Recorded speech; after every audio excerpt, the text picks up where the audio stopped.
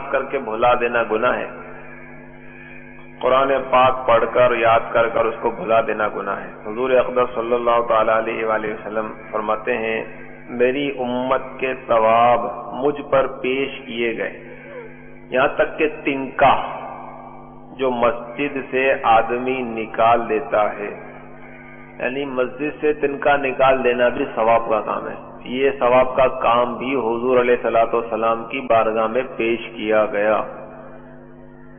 لیکن میری امت کے ثواب مجھ پر پیش کیے گئے، یہاں تک کہ تنکا جو مسجد سے آدمی نکال دیتا ہے، یہ ثواب کا کام بھی، اس پر جو ثواب مرتب ہوتا ہے وہ بھی حضور علیہ الصلوۃ والسلام کی بارگاہ میں پیش کیا گیا۔ اور میری امت کے گناہ مجھ پر پیش ہوئے، تو اس سے بڑھ کر کوئی گناہ نہیں دیکھا کہ آدمی کو سورت یا آیت دی گئی اور اس نے بھلا دیا۔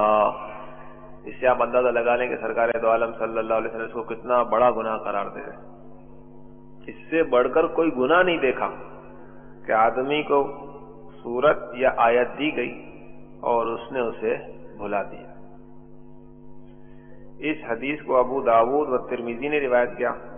دوسری روایت میں جو قرآن مجید پڑھ کر بھول جائے قیامت کے دن کوڑھی ہو کر آئے گا۔ اس حدیث کو ابو داؤد و دارمی و نسائی نے روایت کیا، اور قرآن مجید میں ہے کہ اندھا ہو کر اٹھے گا۔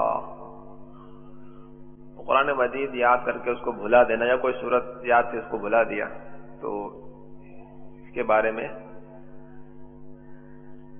سخت وعید ہے۔